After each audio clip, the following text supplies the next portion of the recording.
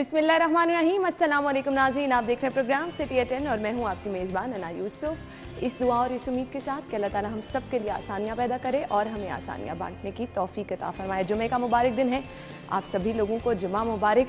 और साथ ही साथ इस मुबारक दिन का आगाज़ भी बड़ा खुशगवार सा हुआ जी। शहर का मौसम जो है वो खुशगवार है, लेकिन गुज़श्ता रोज़ शदीद गर्मी भी थी और लोड शेडिंग ने तो वैसे ही शहरियों का जीना मुहाल कर रखा है।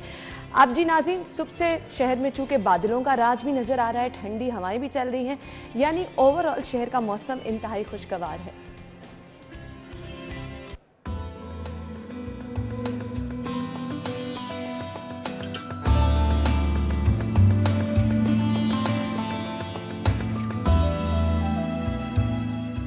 और क्या कमाल के नज़ारे हैं इस वक्त शहर के। तो हम बढ़ते हैं जेलानी पार्क में। इस वक्त हमारी रिपोर्टर कोमल मौजूद हैं। कोमल की जानिब। कोमल, बताइएगा, सबसे पहले तो अपने इर्द गिर्द वाला मंजर बताइएगा। हवाएं चल रही हैं, मौसम खुशगवार है और आप सब्जे के अंदर मौजूद हैं, हर तरफ ग्रीनरी ही ग्रीनरी नज़र आ रही है। कैसा है मौसम इस वक्त बाहर का?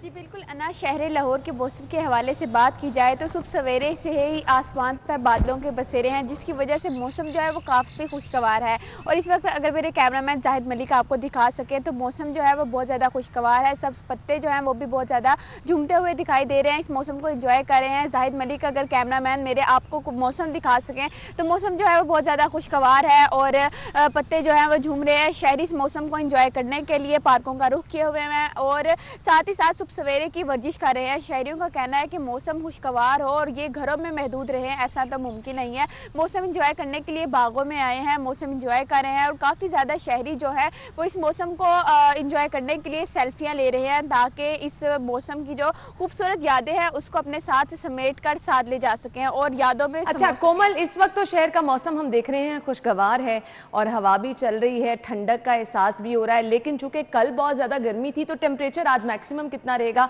और आज की बारिश के इम्कानात हैं?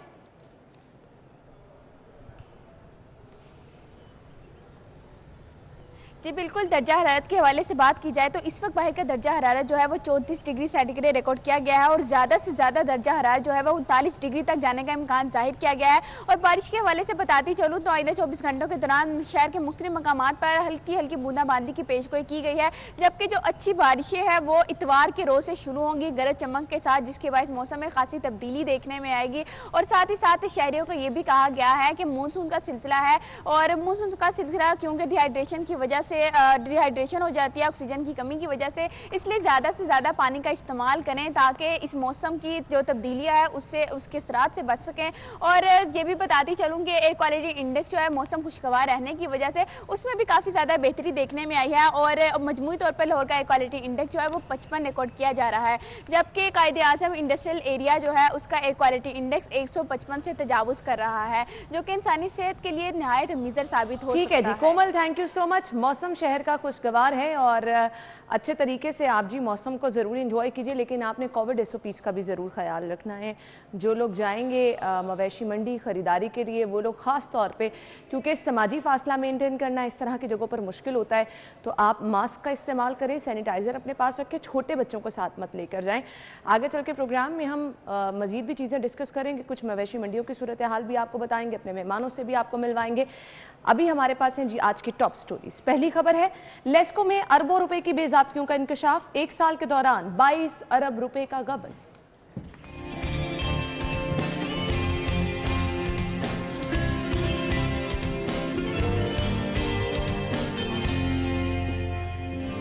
गरीब आवाम पर महंगाई के बाद जारी घी के तड़के को एक बार फिर महंगाई का तड़का।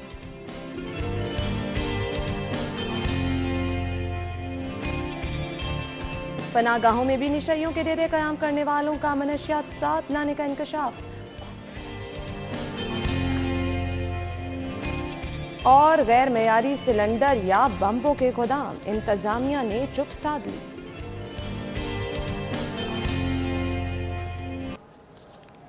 इंतज़ामिया ने खामोशी तोड़ी कहाँ है, मुझे तो ये नहीं समझ आता। खैर आगे चल के हम इस खबर को भी डिस्कस करेंगे। अभी हमारे पास हमारी सबसे पहली खबर है, हम वो डिस्कस करेंगे। स्टूडियो में हमारे साथ हमारे सीनियर रिपोर्टर इमरान यूनुस मौजूद हैं।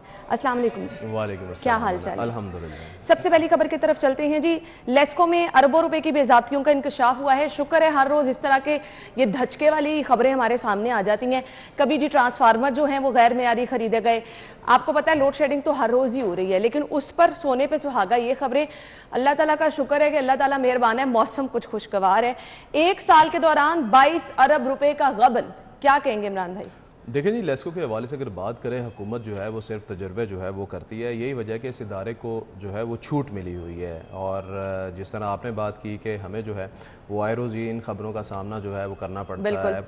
पढ़ने में सामने आती हैं कि कहीं वायर जो हैं वो नाकिस हैं, कहीं मटेरियल जो है वो बिल्कुल ठीक नहीं है, और बिल्कुल, और कहीं मीटर रीडर जो है वो अपनी जेबें जो हैं वो गर्म कर रहे हैं। और अब ऑडिटर जनरल की ये जो रिपोर्ट आ गई है जिसमें ये बेज़ाब्तियाँ बताई गई हैं, ये कोई मामूली बात नहीं है। और अब जो ऑडिटर जनरल की रिपोर्ट है उसमें सारा पोल जो है वो खोला गया है। और आप ये देखें कि रिसेंटली जो है वो एक खबर और सामने आई थी जिसमें कुछ दिन पहले की बात है कि लेस्को के जो अफसरान हैं वो नकल करते हुए, इम्तिहान में नकल करते हुए पकड़े गए हैं। जब नकल करने वाले अफसरान आकर यहाँ पर बैठ जाएंगे तो उसका नतीजा फिर क्या होगा? हाँ, फिर यही सूरत हाल होगी जो ये बिल्कुल सामने आई है। और दूसरा, हुकूमत के हवाले से अगर बात करें, उन्होंने इस महकमे को मुख्तलिफ ऑटोनोमस बॉडीज़ जो हैं वो बना दी, कंपनीज जो हैं वो बना दी, और फिर वो अपनी मर्ज़ी से काम करती रही हैं। यही वजह है कि अब सूरत हाल जो है वो इस कदर नाकिस आ गई है कि जिसका जो दिल करता है वो कर रहा है। कहीं पर 22 अरब की करप्शन जो है वो सामने आ रही है, कहीं ट्रांसफार्मर जो है वो डेली बेसिस पर जल रहे हैं क्योंकि वो नकारा हैं।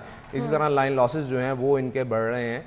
तो लाइन लॉसेस के हवाले से अगर बात करें तो लाइन लॉसेस बढ़ते कैसे हैं? इनको कंट्रोल भी किया जा सकता है, लेकिन तब किया जा सकता है जब अफसरान की सोच ऐसी हो कि हमने इस इदारे को बेहतर बनाना है। होना तो यही चाहिए था कि हुकूमत बजाय ये डिफरेंट ऑटोनोमस बॉडीज़ बनाने की बजाय खुद इसको कंट्रोल करती, अपने पास रखती, लेकिन ऐसी सूरत हाल जो है वो नहीं हो रही। और अब ये सूरत हाल सबके सामने है कि कहीं पर लाइन लॉसेस की वजह से नुकसान होता है, कहीं पर अब ये करप्शन, मैं तो इसे करप्शन कहूँगा, बेज़ाब्तगियाँ नहीं कहूँगा, कि आप देखेंगे रिकवरी की मद में 6 अरब और 39 करोड़ की गड़बड़ जो है वो सामने आई। अब इस गड़बड़ में आप जाएंगे तो फिर हमने ये चीज़ कभी नहीं देखी कि हुकूमत ने जो है वो एक्शन लिया हो, और ऐसी कई चीज़ें सामने आती रहती हैं, लेकिन लेस्को के हवाले से हमने कभी नहीं देखा कि हुकूमत ने कोई सख्त एक्शन जो है वो लिया। ये कह देना जी, ग्रिड समेत दीगर अमूर पर 3 करोड़ रुपए इधर उधर किए गए हैं, मतलब 3 करोड़ रुपए कोई रकम ही नहीं है। आप यहाँ पर जो लोग हैं वो बेचारे लोड शेडिंग का अजाब भी भुगत रहे हैं और महंगी बिजली भी इस्तेमाल करने पर मजबूर हैं, भारी भरकम बिल दे रहे हैं, बिजली आ नहीं रही है, और आप आराम से कह दें कि 3 करोड़ रुपए इधर उधर हुए हैं बस। अच्छा, फिर होता क्या है? होता ये है कि जो मैंने बात पहले की कि आपके मीटर रीडर जो है वो अपनी जेबें गर्म करते हैं। वो कैसे करते हैं? वो ऑब्वियसली पब्लिक जो है वो इसमें इन्वॉल्व होती है। वो कहते हैं कि जब हम इतने ज़्यादा बिल पे करते हैं तो बिजली चोरी क्यों ना की जाए। और बिजली चोरी जो है वो आपको पता है कि लाइनमैन या मीटर रीडर की मर्जी के बगैर मुमकिन ही नहीं है। और फिर सूरत हाल जो है वो इसी किस्म की होती है। मेरे ख्याल से उनका कसूर नहीं है, ठीक है, अवाम का कसूर नहीं है। अवाम को तो बिजली इतने महंगे दामों मिल रही है, क्यों?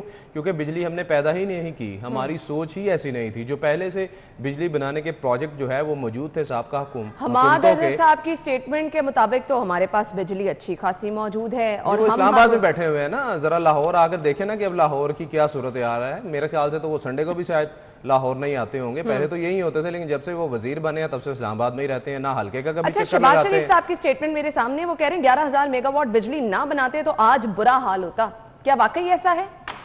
देखें जी, बिल्कुल। शहबाज शरीफ साहब के हवाले से बात करें तो सॉरी, उन्होंने अपनी इस कारकर्दगी के हवाले से ना सिर्फ अदालत में कताबजा पेश किया बल्कि इन्होंने नैब के सामने भी अपनी कारकर्दगी का कताबचा जो है वो पेश किया था, और जिसमें तमाम तर चीज़ें जो है वो बयान की गई थी। बिलाशुबा इनकी ये बात ठीक है। हुकूमत कहती है करता धरता ही ऑपोजिशन है, जो कुछ हो रहा है वो चाहे बिजली नहीं है, वो चाहे महंगाई है, सब ऑपोजिशन की वजह से। देखें, लास्ट वीक भी हमने ये बात डिस्कस की थी कि साबका गवर्नमेंट जो है वो जब गई थी तो 2000 मेगावाट बिजली जो है वो एक्स्ट्रा गवर्नमेंट के पास मौजूद थी, जो कि पता नहीं बाद में कहाँ चली गई, कोई खा गया या गायब हो गई, उसका कोई आज तक पता नहीं चल सका। और दूसरी अगर बात करें शहबाज शरीफ साहब की, तो मेरे ख्याल से ये ठीक कह रहे हैं कि इन्होंने बिजली बनाई, इनका हक भी था, इन्होंने बनाना था, इन्होंने बनानी थी, बनाई भी, बहुत अच्छा किया, लेकिन हम ये बात नहीं कहते कि किसने क्या किया, किसने कितनी बिजली बनाई, कहाँ गई, कहाँ से आई। हम बात ये करते हैं कि अगर इन्होंने इतनी बिजली बनाई, इतने प्रोजेक्ट बनाए, मौजूदा हुकूमत की क्या कारकर्दगी रही।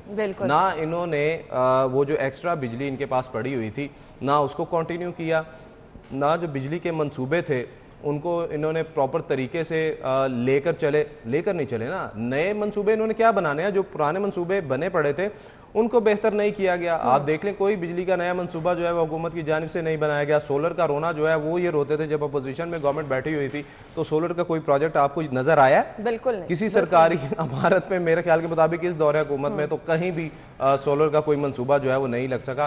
तालीमी इदारों के हवाले से इन्होंने कहा था कि तमाम तर यूनिवर्सिटीज़ जो हैं वो मुंतकिल की जाएंगी सोलर पे, आज तक वो कुछ नहीं हो पाया, वो भी सिर्फ फाइलों की नज़र सारा कुछ चल रहा है। तो भाई फिर ऐसी ही सूरत हाल होगी कि बिजली की खपत ज़्यादा होगी और आप जनरेट तो कर ही नहीं पाएंगे। क्यों? क्योंकि आप माजी की हुकूमतों के मंसूबे आगे लेकर चल ही नहीं रहे या लेकर चलना नहीं चाहते। आप यहाँ तो खुद नए मंसूबे लेकर आ रहे हो, फिर समझ लगती है कि जी आपने नए मंसूबे बनाए हैं, बिजली पैदा कर रहे हैं। तो फिर आप माजी के जितने भी मंसूबे हैं उन पे तनकीद करें, समझ आती है। अगर आप कुछ लोगों के लिए आसानी पैदा कर रहे हैं, आप कुछ लोगों के लिए बेहतर कर रहे हैं। खैर, अब ये लोड शेडिंग जिसने लोगों के छक्के छुड़ा दिए हैं और सिर्फ वोल्टेज जो है वो कम ज्यादा आने का सिलसिला भी जारी है, इलेक्ट्रॉनिक्स अशिया जलने लगी हैं, अब इसका रिस्पॉन्सिबल कौन है, मुझे ये बता दें। देखना जी, गैर एलानिया लोड शेडिंग जो है वो उसका तो सामना है। कल अगर मैं बात करूं, मैं अब आपको बताता हूँ कि कल समनाबाद के एरिया में दोपहर 3 बजे लाइट गई है और आप यकीन जाने 7:30 बजे बिजली जो है वो आई। वो भी 7 बजे से लेकर 7:30 बजे तक ना सिर्फ हमने वापडा को कॉल की बल्कि जो हमारे बीट रिपोर्टर हैं उनको कॉल्स करके ये बार बार हम कहते रहे कि भाई 3-4 घंटे हो गए लाइट गई हुई है, कम से कम बता तो दें कि आया कि कोई ट्रांसमिशन लाइनों का मसला है या कोई तरक्याती काम हो रहा है, कुछ ऐसा बता तो दे ना, ताकि पब्लिक जो है वो उसको एक माइंडसेट तो बना, आपको अंदाजा हो कि इतनी देर लाइट नहीं आनी। और बिल्कुल, और अगर जब ये भी है कि जितनी गर्मी पड़ रही है ना सिर्फ लाइनें जो हैं वो डैमेज हो रही हैं, बल्कि जिस तरह आप बात कर रही हैं कि कभी एक फेज़ आता है, कभी दूसरा नहीं आता और एकदम से बिजली जो है वो तेज़ भी आती है, तो कई चीज़ें जो हैं घरों की वो भी जल जाती हैं। बहरहाल शहरी एक तरफ तो गर्मी से बेचारे और इतनी महंगी चीजें जब आपकी जल जाएं, फ्रिज, आपका एसी, आपका टीवी, तो फिर परेशानी में दुगना इजाफा हो जाता है। यानी बिल भी आपने देने हैं, आपकी चीजें खराब हो जाए उसका भी जिम्मेदार कोई नहीं है जी, आप खुद ही जिम्मेदार हैं, आप चीजें ना चलाएं। खैर, ये तो मौजूदा सूरत हाल है और इसमें तब्दीली कब आएगी, कब बेहतरी आएगी, ये कुछ कहना कबल अज़ वक्त होगा। जैसे जैसे गर्मी बढ़ेगी आपको इस सूरत हाल को जो है सूरत फेस करना पड़ेगा। इसके बाद कुछ बात होगी महंगाई की, बढ़ती हुई महंगाई से अवाम किस तरह से परेशान है वो भी आपको बताएंगे। और जहां हम रूटीन की चीज़ों का जिक्र करते हैं कि आटा महंगा हुआ, घी महंगा हुआ, अब तो बच्चों के इस्तेमाल के बिस्किट्स वगैरह भी जो हैं उनकी कीमतों में भी होशरुबा इजाफा हो रहा है। ब्रेक के बाद इसको डिस्कस करते हैं, हमारे साथ ही रहिएगा।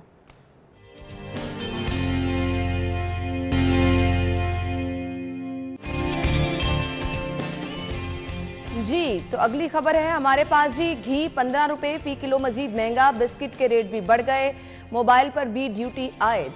घी हमने आपसे कुछ आज से तकरीबन 10 दिन पहले बताया था कि घी और ऑयल की कीमतों में दर्जा अव्वल दोम सोम की कीमतों में इजाफा हुआ है। 15 रुपये का मजीद इजाफा कर दिया गया है, बिस्किट भी महंगा, मोबाइल पर भी जी अब ड्यूटी आयद होगी। क्या कहेंगे इमरान भाई? देखिए जी, हम बात शुरू से करते हैं, बजट से बात करते हैं कि हुकूमत जब बजट लेकर आई तो ये कहा गया जी टैक्स फ्री बजट है। जब बजट अनाउंस हो गया उसके बाद कितना टैक्स लगा वो भी सबके सामने है। अब उसके बाद जो हर गवर्नमेंट करती है, इस गवर्नमेंट ने भी वही किया कि मिनी बजट जो है वो लेकर आ रही है।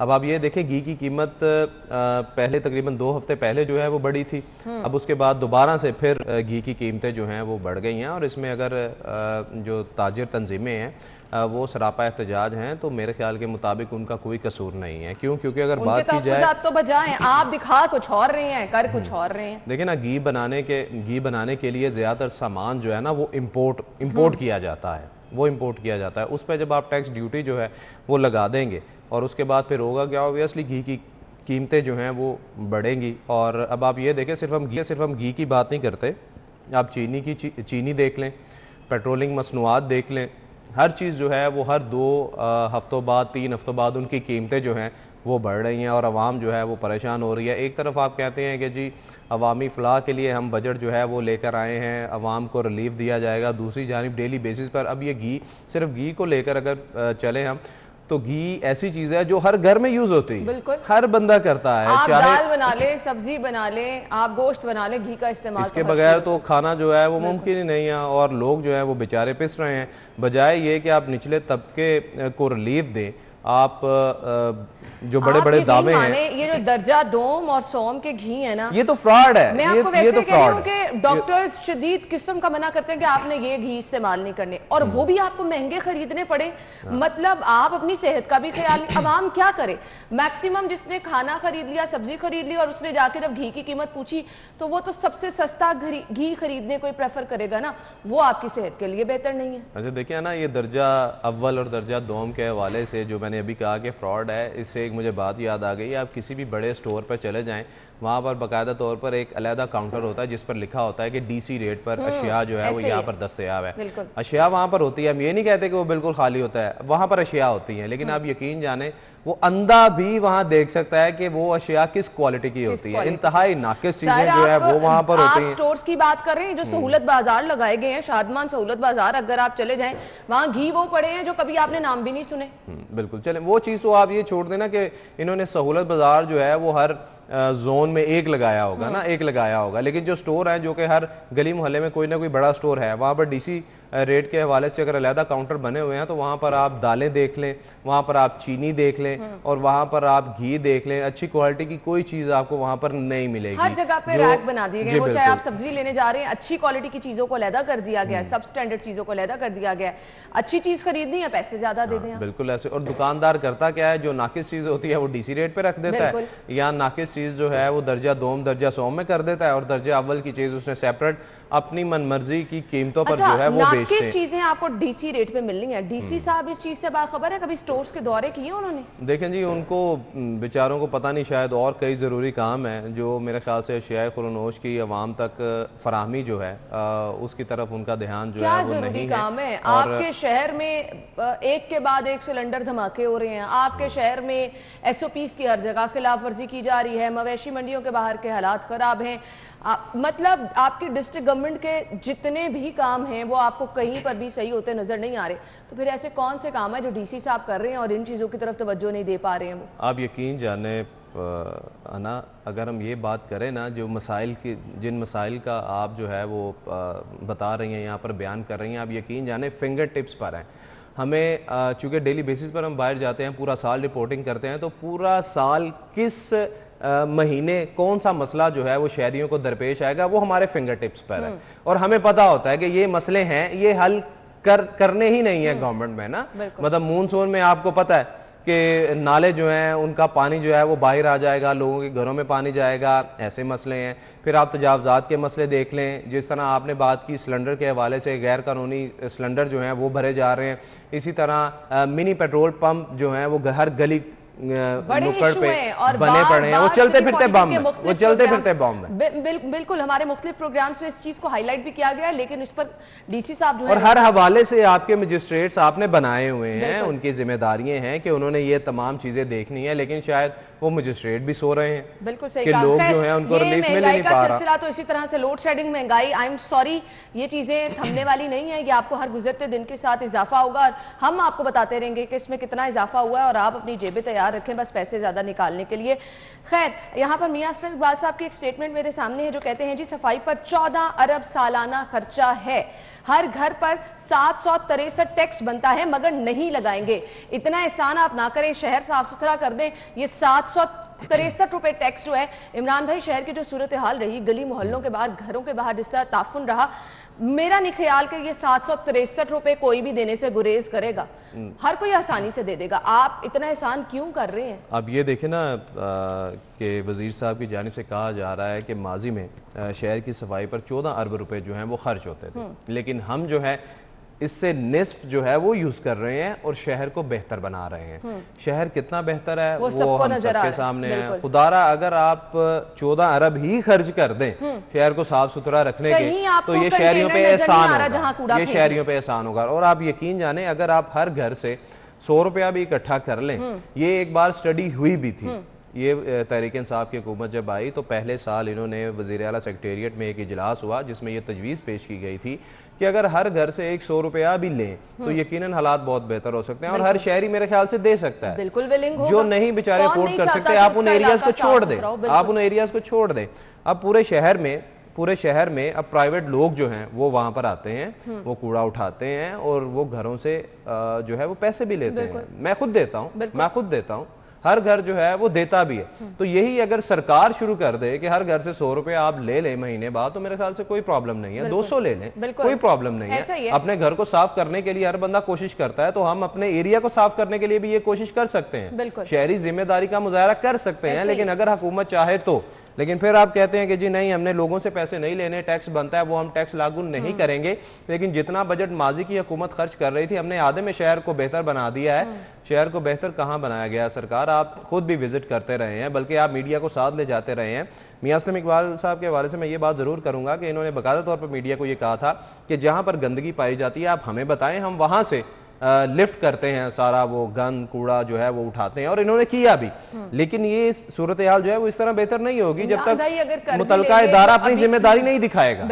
बिल्कुल ऐसा ही है। अब मुतलका इदारे की अगर जिम्मेदारी की बात कर ली, उनके पास अगर वसाइल ही नहीं है, उनके पास अगर पैसे नहीं है, उनके पास अगर मशीनरी नहीं है, उनके पास अगर इतने वर्कर ही नहीं है, वो कहाँ से जिम्मेदारी? बिल्कुल पुरानी गाड़ियां हैं, मशीनरी बिल्कुल जो उनका कॉन्ट्रैक्टर के साथ कॉन्ट्रैक्ट था, वो अपनी मशीनरी उठा के ले गए, अब वो हाथ पे हाथ रख के बैठे हैं। और आप नया आगे से क्या कर रहे हैं? आपने बस ये बता दिया कि माजी की गवर्नमेंट से आपने इतना खर्चा कम कर लिया है और इतना खर्चे पे आप शहर साफ रख रहे हैं। शहर के हालात क्या हैं वो मुख्तलिफ इलाकों में हम देख रहे हैं, कूड़े के ढेर लगे हैं। अब लोग किसको जाके कहें? समनाबाद में तो कंटेनर रख दिए, बाकी जगहों पे कौन रखेगा? नहीं, वो समनाबाद में ही मखसूस जगह पर कंटेनर जो हैं वो रखे होंगे यकीनन, क्योंकि मैं भी करीब ही रहता हूँ समनाबाद के, तो रोज़ मेरा गुजर होता है, तो ये सूरत हाल जो है वो मैं भी देखता हूँ। बहरहाल बात सिर्फ यही है कि अगर आपने पूरे शहर को रिलीफ देना है तो आप ये चीज़ छोड़ दें कि माजी की हुकूमत इतना पैसा खर्च करती थी। आप ये देखें कि अगर उस दौर में शहरियों को रिलीफ मिल रहा था तो भाई आप उससे ज्यादा बजट जो है वो लगाकर दिखाएं। समझ से बाहर है कि हमने मजीद बेहतर कर दिया। नहीं उठाया जा रहा, माजी की हुकूमत से कम पैसे लगाए जा रहे हैं। शहर में बिजली नहीं है, माजी की हुकूमत से बेहतर सूरत हाल है, महंगाई है माजी की हुकूमत से। आई डोंट नो कि टाइम कितना गुजार चुके हैं, कितना रह माजी की हुकूमत वाला जिन जो है वो कब सर से उतर जाएगा। खैर, पनागाहों की हमने बात करनी है जी। नशइयों के पनागाहों में डेरे हैं, कयाम करने वालों का मनशियात साथ लाने का इंकशाफ भी हुआ है। इस खबर को हम डिटेल में डिस्कस करते हैं, हमारे साथ ही रहिएगा।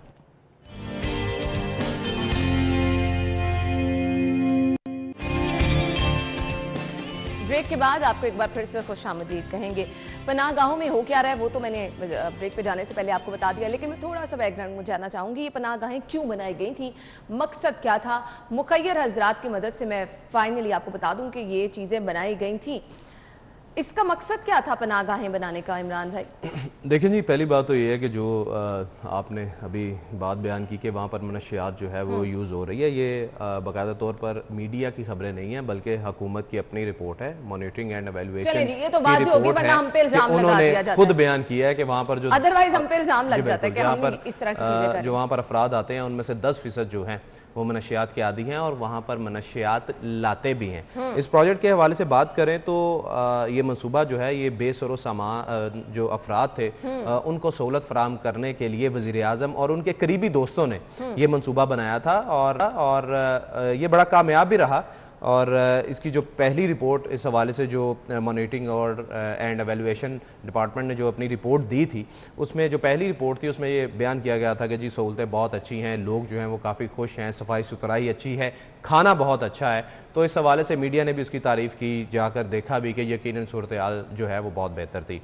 अब ये हुकूमत ने जो है ख़ुद इस चीज़ को देखा है और बाकायदा तौर पर जो रिपोर्ट सामने आई है उसमें यह बयान किया गया है कि वहाँ पर जो अफराद आते हैं उनमें 10% जो है वो अपने साथ मनशियात लाते हैं। क्योंकि अगर आप ये देखें कि मोस्टली लोग जो बेसर सामान बाहर मौजूद होते हैं उनमें बेसिकली ज़्यादातर जो है वो ड्रग एडिक्टेड होते हैं। और मेरे ख्याल से इनकी पॉलिसी भी है, चूँकि ये सारा प्रोजेक्ट बनाने के बाद हैंड ओवर जो है वो कर दिया गया था ज़िला इंतज़ामिया और महकमा सोशल वेलफेयर को। अब ये उनकी जिम्मेदारी थी कि जो लोग वहाँ पर एंटर होते हैं उनको बाकायदा तौर पर चेक किया जाए। ठीक है, अगर वो मनशियात के आदी हैं कोई बात नहीं, लेकिन वो है तो हमारे ही शहरी ना, आप उन्हें ड्रग जो है वो अंदर ना लाने दें, ये महकमों की जिम्मेदारी थी।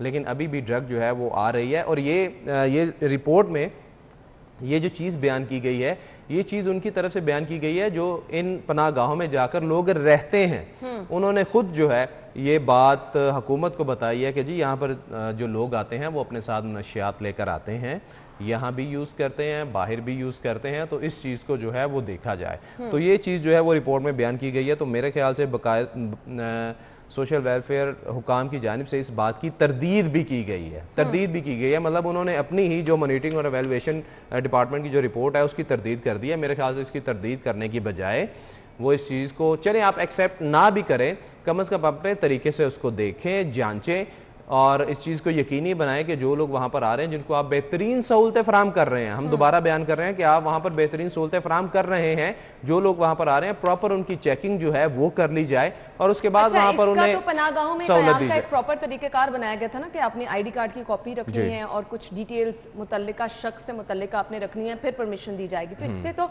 आपके पास खुद ब खुद वो डेटा आ जाता है जी कौन कौन से लोग यहाँ पे क़याम कर रहे हैं और कौन कौन से लोग निशानदही करने में असल में आपको आसानी हो जाएगी अगर कोई मनशियात साथ लेकर आ रहा है। तो किसकी रिस्पॉन्सिबिलिटी है, ये देख कौन रहा है इन पनाहगाहों को? देखिए जी, महकमा सोशल वेलफेयर और ज़िला इंतज़ामिया जो है, मैंने बताया कि उनकी जिम्मेदारी जो है वो बनती है। अब आप ये देखें कि जो मॉनिटरिंग एंड एवेलुएशन की सर्वे रिपोर्ट है उसमें सिर्फ इन पनाहगाहों के बारे में बयान नहीं किया गया, बल्कि उसमें यह भी बयान किया गया कि जो सरकारी डिस्पेंसरीज हैं उनमें जो अद्वियात हैं वो ज़ायदुल मियाद पड़ी हुई हैं और इसी तरह जो मुख्तलिफ सरकारी बिल्डिंगों में फायर फाइटिंग आग बुझाने वाले आलात हैं वो भी ज़ायदुल मियाद हैं। अब ये सूरत हाल देख लें ना कि यही वजह है कि शायद मेरे ख्याल से पहले तो जहाँ यहाँ पर जितनी इमारतें हैं वहाँ पर फायर फाइटिंग सिस्टम जो है वो नाकारा है और यही वजह है कि जब वहाँ पर आग लगती है तो बेशतर इंसानी जानें जो हैं वो ज़ाया होती हैं। अब ये सरकारी इमारतों की रिपोर्ट है, सर्वे रिपोर्ट है। एक तरफ तो डिस्पेंसरियों में ज़ायदुल मियाद अद्वियात जो हैं वो पड़ी हुई हैं जो कि मेरे ख्याल से अब पता नहीं शायद वो यूज़ भी होती होंगी, हम कह तो नहीं सकते यकीन से, लेकिन वहां पर पड़ी तो हुई है ना, क्यों पड़ी हुई है? अगर आपने वो ज़ायदुल मियाद हो चुकी है तो उन्हें डिस्कार्ड कर दें, फेंक दें या वापस मुतल्लिका इदारे को भेज दें, वहां पर मौजूद हैं, पड़ी हुई हैं, तो मेरे ख्याल से फिर आप दे रहे होंगे ना पब्लिक को।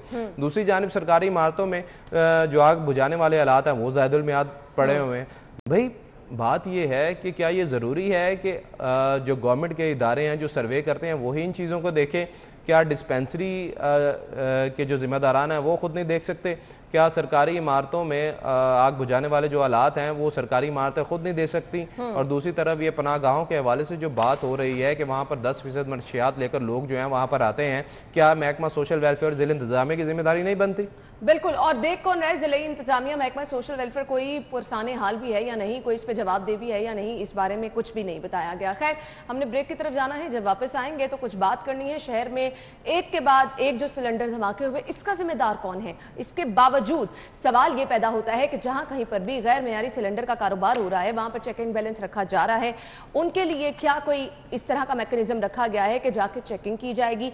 अगर ऐसा है तो प्लीज डीसी साहब हमें बता भी दें कि जी इस पर कोई मुकम्मल तौर पर उन्होंने मैकेनिज्म बना लिया है, मॉनिटरिंग की जाएगी। इस खबर की डिटेल्स क्या हैं, ब्रेक के बाद आते हैं, हमारे साथ रहिएगा।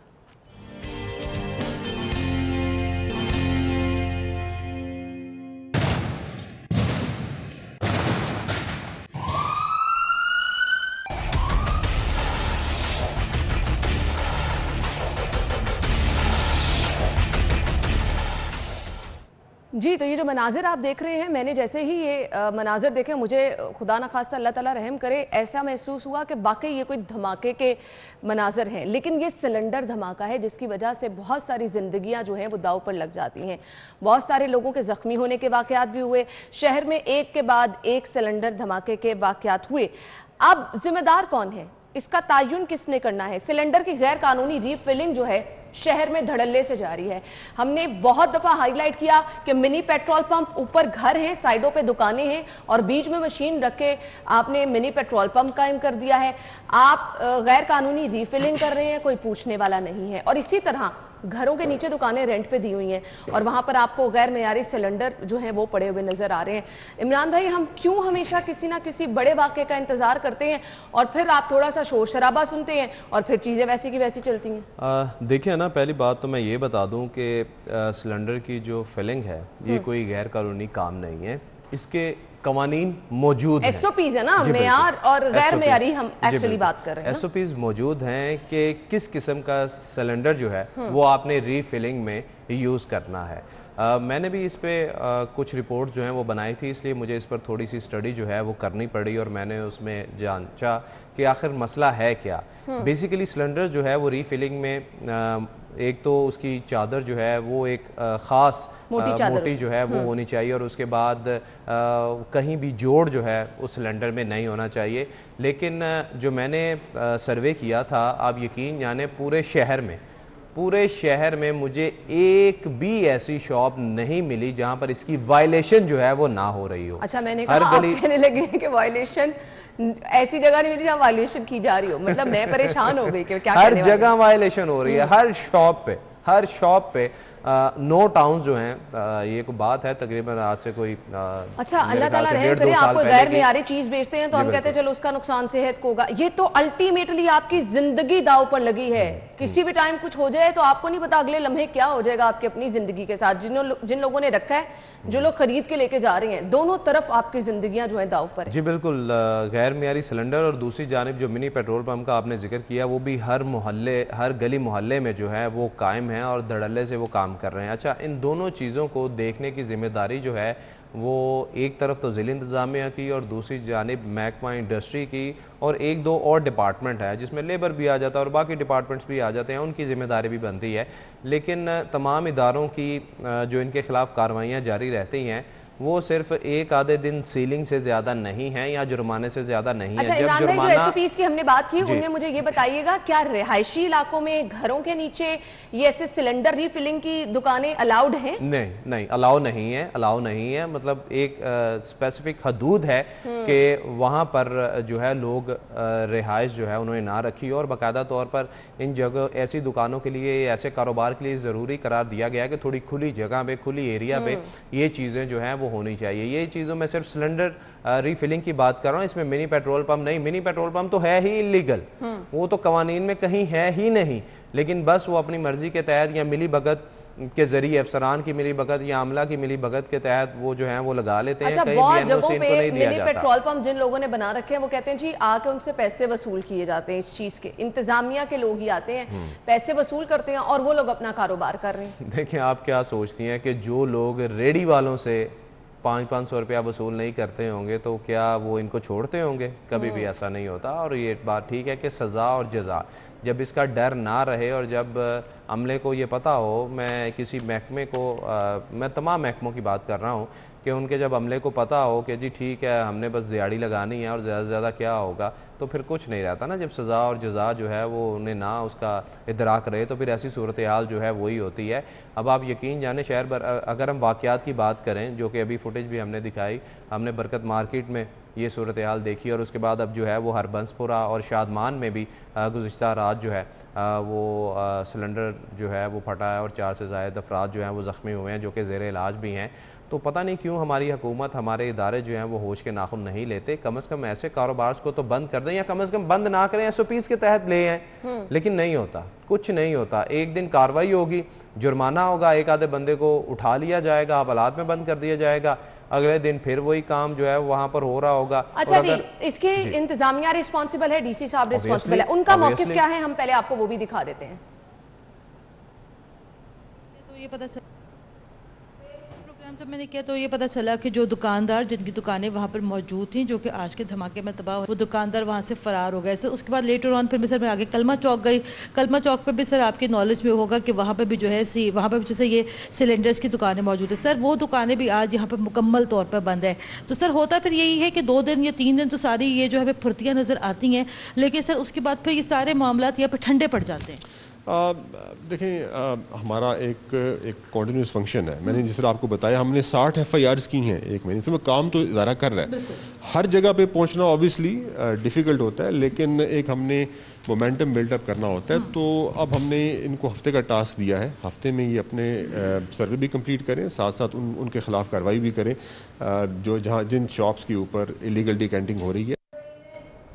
अच्छा जी, अब डीसी साहब के अकॉर्डिंग प्रोग्राम न्यूज़ नाइट में उन्होंने गुफ्तगू ये करते हुए कहा, उनको पता है कहाँ कहाँ पर ये सब कुछ हो रहा है, तो फिर क्या ये हटाना इनके लिए पॉसिबल ही नहीं है? इन लोगों को मना करना, इन लोगों को रोकना इनके लिए पॉसिबल नहीं है? देखें जी, ये लोग, पहली बात तो ये है कि चाहे गैर मेयारी सिलेंडर की रिफिलिंग का मामला हो या मिनी पेट्रोल पम्प्स के क़याम का मामला हो, ये बग़ैर असर व रसूख के ये चीज़ें चलती ही नहीं है। ठीक है, जहाँ असर व रसूख ना हो वहाँ पर पैसे का लेन देन जो है वो सामने आता है, और ये कोई ढकी छुपी बात नहीं है, उसके बगैर नहीं हो सकता।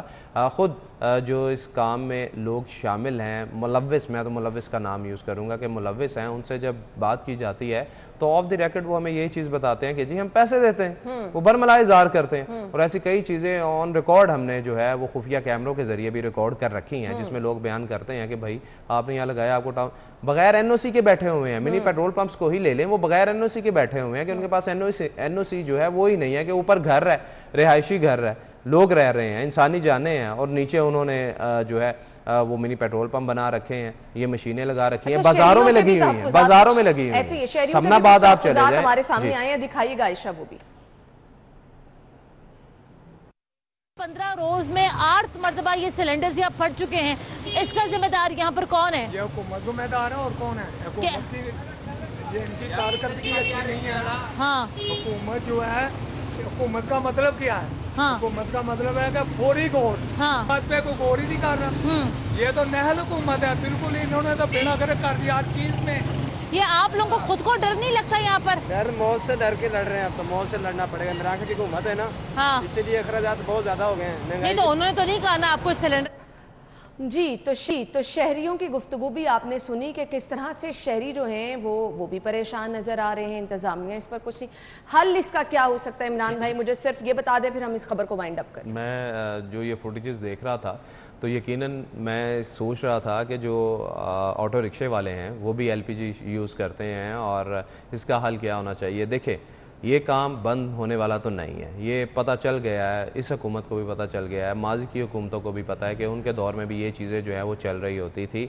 तो बेहतरीन चीज़ ये है कि गवर्नमेंट जो है वो इस काम को लीगल कर दे, ठीक है, स्पेसिफ़िक एरियाज़ हों और SOPs हों कि भाई इन SOPs के तहत अगर आपने काम करना है तो कर सकते हैं।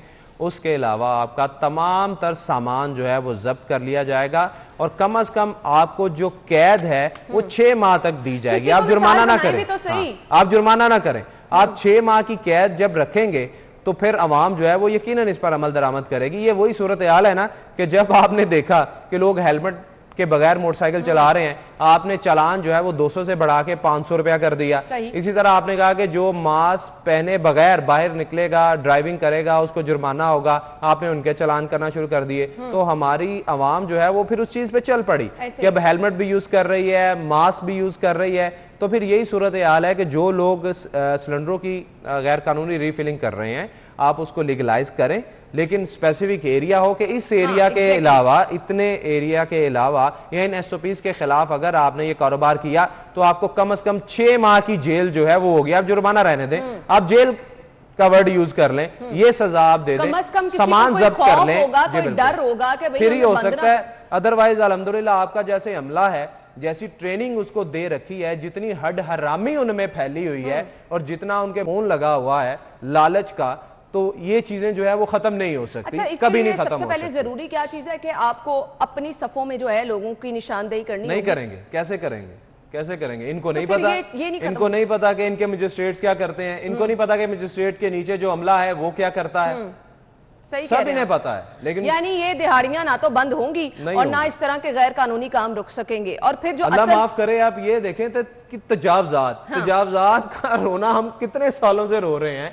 और आपका टाउन का अमला जो है वो खुद लगवाता भी है, और जहां रेड करनी होती है वहां कॉल करके कह देते हैं कि जी आप यहां से साइड पे हो जाए, हम रेड करने आ रहे हैं। तो एक छोटी सी मिसाल देता हूं, एक छोटी सी मिसाल देता हूं, आप यकीन जाने जेल रोड आपने देखा है, PIC से जो रास्ता जा रहा है मेंटल हॉस्पिटल को, आप उस रास्ते पे चले जाएं, वहां पर 40 से ज्यादा रेहड़ियां लगी हुई हैं। और एलडीए की आप सूरत हाल देखें कि केएफसी की बिल्कुल जो बैक साइड है, जो रिहायशी एरिया है, एलडीए के अंडर है, वहां पर लोगों ने क्या किया है कि अपनी कोठियों की दीवारें गिरा के वहां दुकानें बना दी हैं, तंदूर लगे हुए हैं, होटल लगे हुए हैं, कोई पूछने वाला ही नहीं है। में सब कुछ हो रहा है। इमरान भाई, वक्त कम है, बहुत बहुत शुक्रिया आपके वक्त के लिए।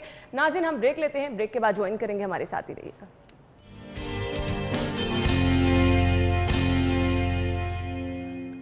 ब्रेक के बाद प्रोग्राम में आपको एक बार फिर से खुशामदीद कहेंगे। प्रोग्राम के इस हिस्से में हम आज जिस मार्केट का जिक्र करने वाले हैं, शहर लाहौर का दिल कहा जाता है मॉल रोड को, और मॉल रोड शहर की एक कदीम रोड भी है, मार्केट भी है। यहाँ पर दुकानें जो हैं वो हम देखते हैं जी साल हर साल से यहाँ पर लोग अपनी कारोबारी सरगर्मियाँ जारी रखे हुए हैं। लेकिन यहाँ पर जो लोग अपनी कारोबारी सरगर्मियाँ साल हर साल से जारी रखे हुए हैं, उनके मसाइल भी साल हर साल से जूं के तू हैं। मॉल रोड क्योंकि इसको कहा जाता है जी, यहाँ पर एहतजाज भी हर दिन हर रोज़ आपको जिस किसी भी महकमे की जानिब से एहतजाज किया जाता है, किसी स्कूल एसोसिएशन की जानिब से एहतजाज किया जाता है, असातिज़ा हों, डॉक्टर्स हों, हर किसी की जानिब से मॉल रोड का ही इंतखाब किया जाता है। तो मॉल रोड पर आए रोज़ एहतजाज, ट्रैफिक के बढ़ते हुए मसाइल और इसके साथ साथ पार्किंग मसाइल, और फिर मॉल रोड की जो असल खूबसूरती है वो भी जो है बहाल करने के हमेशा दावे ही किए गए। ब्यूटिफिकेशन प्रोजेक्ट के तहत बार बार कहा गया जी कि मॉल रोड पर जो बिल्डिंग्स हैं उनकी खूबसूरती को बहाल किया जाएगा, और फिर जो तारें वहाँ पर हैं उनको अंडरग्राउंड किया जाएगा। लेकिन हमें ये सिर्फ चीज़ें बातों की हद तक ही महदूद नज़र आई हैं। तो मॉल रोड की तारीख़ी अहमियत क्या है, यहाँ पर जो लोग कारोबार कर रहे हैं उनको किन किन मसाइल का सामना है, प्रोग्राम के हिस्से में हम डिस्कस करने वाले हैं। हमारे साथ स्टूडियो में हमारे मेहमान मौजूद हैं। सुहेल भट्ट साहब जो कि सदर मॉल रोड एसोसिएशन है, साथ ही साथ चेयरमैन अंजुमन ताजरान नई मीर ग्रुप से इनका ताल्लुक है। अपने मेहमान को खुशामदीद कहेंगे। अस्सलाम वालेकुम। वालेकुम अस्सलाम। क्या हाल चाल है आपके? जी अल्लाह का शुक्र है। बहुत बहुत शुक्रिया आपके वक्त के लिए। सबसे पहले तो मॉल रोड पर आप जिस तरह से कारोबारी सरगर्मियाँ वहाँ के ताजर जो हैं वो जारी रखे हुए हैं, मसाइल तो हैं ही हैं, लेकिन सबसे पहले मैं जिक्र करना चाहूँगी मॉल रोड की तारीखी अहमियत पर ज़रा रोशनी डालिएगा। जी देखें, मॉल रोड जैसे कि नाम से जाहिर है कि माल ही माल है, यानी माल रोड को मॉल रोड इसलिए कहते हैं कि यहाँ पर जो इंग्लिश एम्पायर थी तो उस वक़्त सारे लोग यहाँ पे शॉपिंग करने के लिए आया करते थे, और आज इस मॉल रोड का ये आलम है कि हर वक्त कोई ना कोई धरना, कोई ना कोई जलसा और जुलूस जो है वो मॉल रोड, यानी असल मकसद इस रोड का जो था, नाम जिस मकसद के तहत रखा गया वो अब आपको नहीं नजर आता। अब बिल्कुल नहीं है, और इसको एक बिल्कुल एक कंजेस्टेड किस्म की मंडी बना दिया गया है। और यहाँ पे चूँकि ये वीआईपी रोड है, यहाँ पे आपको पता है कि तमाम प्रोटोकॉल लगता है, रोड बंद हो जाती है और फिर घंटों ट्रैफिक की लाइन। आधा वक्त जो है 24 घंटों में 12 घंटे तो वीआईपी रोड पे ही रहता है। आईजी साहब इधर से गुजरते हैं, चीफ सेक्रेटरी साहब इधर से गुजरते हैं, चीफ मिनिस्टर साहब इधर से गुजरते हैं, गवर्नर साहब इधर से गुजरते हैं, प्राइम मिनिस्टर साहब इधर से डेफिनेटली जब लाहौर हों तो उधर से गुजरते हैं। तो ये एक ऐसी जगह बन गई है जो कि वीआईपी कहने की वजह से वीआईपी के लिए हर वक्त सिग्नल बंद होते हैं और कोई ना कोई वीआईपी गुजर रहा होता है। तो उसमें जब पब्लिक जो हमारे ग्राहक हैं, जो हमारे ख़रीदार हैं, जो मॉल रोड पे आते हैं, ना सिर्फ लाहौर से बल्कि लाहौर से बाहर के इलाकों से भी, वो इतना डिस्टर्ब होते हैं कि अब उन्होंने यहाँ पे आना ही छोड़ दिया है। क्योंकि आपको मालूम है कि पंजाब असम्बली यहाँ पे है, फिर सीसीपीओ का ऑफिस यहाँ पे है, फिर गवर्नर साहब और वज़ीर आला हाउस यहाँ पे है, तमाम यूनिवर्सिटी और कॉलेज जो है वो यहाँ पे हैं, स्कूल यहाँ पे हैं, हॉस्पिटल का जो एम्बुलेंस का गुजरना है वो भी हर वक्त फंसी रहती है एम्बुलेंस। कभी ये नहीं हुआ कि हमने देखा हो कि एम्बुलेंस आई और अपने रूट पे पहुंच गई हो। तो ये सारी चीज़ें जो हैं, ये रेड जोन होने के बावजूद, हाई कोर्ट के चीफ जस्टिस साहब के हुक्म के बावजूद, ये उन्होंने हुक्म दिया था लॉ मिनिस्टर को, ये जो हमारे इस वक्त वज़ीर कानून है बिशारत, राजा बिशारत साहब, कि ये कानून बना के असम्बली से पास करवाएं। लेकिन आज तक ना कोई कानून बना, बल्कि और ज़्यादा से ज़्यादा हालात खराब। जो मॉल रोड के ताजिरों के मसाइल हैं उनमें सबसे बड़ा मसला ये है कि जी वीआईपी मूवमेंट की वजह से पूरे दिन के मुख्तलिफ औकात में आपको रोड की बंदिश जो है उसका सामना करना पड़ता है। सुबह 9 बजे से शुरू हो जाते हैं और रात को 6 बजे तक, जब तक कि सेक्रेटेरिएट बंद होता है। उसके बाद थोड़ा बहुत जो काम हम करते हैं उसमें आपको अंदाज़ा होगा कि कोरोना की वजह से 1.5 साल तो हमारा वो बड़ा डिस्टर्ब गुजरा। ऊपर से ये देखें कि हुकूमत को ये चाहिए कि ये देखे कि हमारे माल रोड के मसाइल ताजरों के क्या हैं, और इनको टैक्स के तो चाहिए, पैसे तो चाहिए, लेकिन जो बंदा कारोबार ही नहीं कर सकेगा, जो आदमी जो है वो बैठा ग्राहकों का इंतज़ार ही करता रहेगा, वो टैक्स क्या देगा। लेकिन इसके बावजूद हम लोग टैक्स, जो भारी टैक्सेस हैं वो भी पे कर रहे हैं और अपनी जमा पूंजी को बेच के हम अपना गुजारा कर रहे हैं। अच्छा जी, अब हम आ जाते हैं एहतजाज रैलियां आए दिन। कभी इंतजामिया से आपने बैठ के बातचीत करने की कोशिश की कि कारोबार तबाह होकर रह गए हैं इन एहतजाजों की वजह से, इन रैलियों की वजह से? और फिर अल्लाह ताला रहम करे, हमने बड़े बड़े वाकयात भी मॉल रोड पर देखे, बम धमाके जैसे, जिसमें बहुत सारी कीमती जानें भी गई। FIA के दफ्तर के बाहर हुआ, पुरानी नारकली के बाहर हुआ, ये एक नहीं हुए, कई अल्फला बिल्डिंग के सामने हुआ ये, और जहाँ पे पुलिस हमारे ऑफिसर शहीद भी हुए।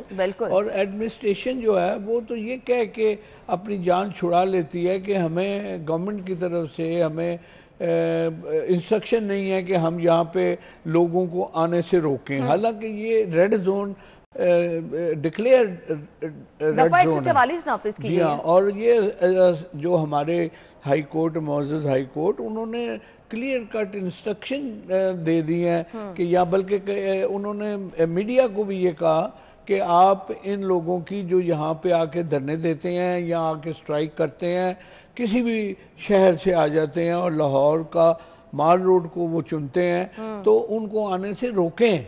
लेकिन वो नहीं रोकते। एडमिनिस्ट्रेशन नाम की कोई चीज़ ही नहीं है कि वो यहाँ पे नज़र आती है।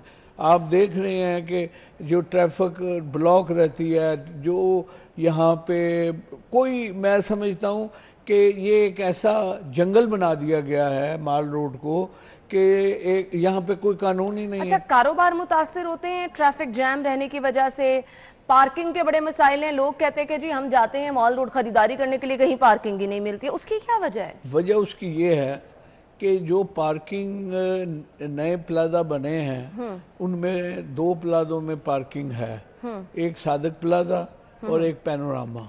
इसके अलावा जो बंदा बिल्डिंग बनाता है और वो बनाई जाता है और उसकी कोई पार्किंग सिस्टम ही नहीं है। ऑब्वियसली बिल्डिंग बनाने के लिए कोई तो SOPs होते हैं ना जिनको फॉलो करना होता है, और उसमें सबसे ज्यादा जरूरी होता है कि पार्किंग प्लाजा साथ उसका हिस्सा। मैं वही अर्ज कर रहा हूँ कि हमारी जो कॉरपोरेशन है, इनको चाहिए कि जो भी बिल्डिंग की इजाज़त दें। अव्वल तो माल रोड पे कोई कंस्ट्रक्शन की अलाउड ही नहीं है, ये डिक्लेयर्ड है कि यहाँ पे कोई बिल्डिंग जो है वो नहीं बनेगी, नहीं।